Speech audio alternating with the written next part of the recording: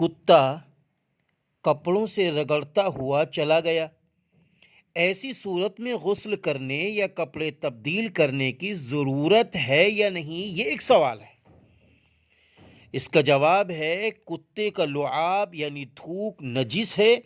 اگر لعاب نہیں لگا بلکہ خشک جسم کپڑے کو لگا ہے، یعنی سوکھا جسم کپڑے کو لگا ہے، تو اس سے کپڑا ناپاک نہیں ہوگا، لہذا نماز کے لیے کپڑے کو دھونا یا تبدیل کرنا یا خود غسل کرنا لازم نہیں ہے۔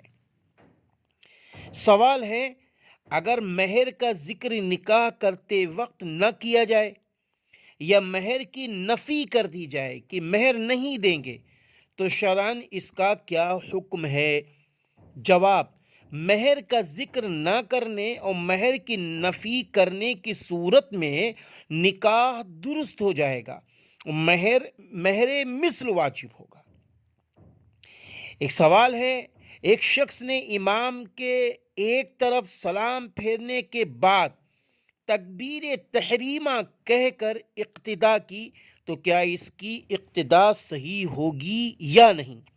جواب: صورت مذکورہ میں اقتدا کرنا صحیح نہ ہوگا۔ سوال ہے، کھجلی کے دانوں سے جو پانی مسلسل بہتا ہے اس کا کیا حکم ہے؟ اگر وہ کپڑوں پر لگ جائے تو کپڑوں کا کیا حکم ہے؟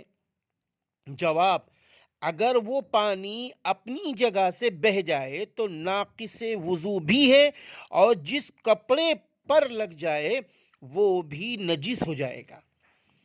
سوال: کیا غیر اللہ کے لیے نظر ماننا شرعاً درست ہے؟ جواب: اللہ تعالیٰ کے علاوہ کسی کے لیے نظر ماننا شرعاً درست نہیں ہے، کیونکہ نظر بھی عبادت ہے۔ سوال: صلاۃ التسبیح کے لیے کیا کوئی دن یا وقت مقرر ہے؟ جواب: صلاۃ التسبیح کے لیے کوئی دن اور وقت مقرر نہیں ہے۔ اگر توفیق ہو تو روزانہ پڑھا کرے، ورنہ جس دن بھی موقع ملے پڑھ لے، اور مکروہ اوقات کو چھوڑ کر دن رات میں جب چاہے پڑھ لے۔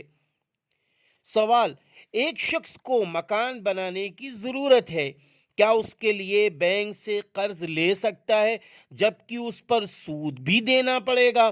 جواب: یہ ایسی مجبوری اور ضرورت نہیں ہے جس میں سودی قرض لیا جائے۔ سودی قرض کا لین دین شرعاً ناجائز ہے، اور سودی نظام میں کسی طرح کی شرکت کو اسلام سخت گناہ قرار دیتا ہے۔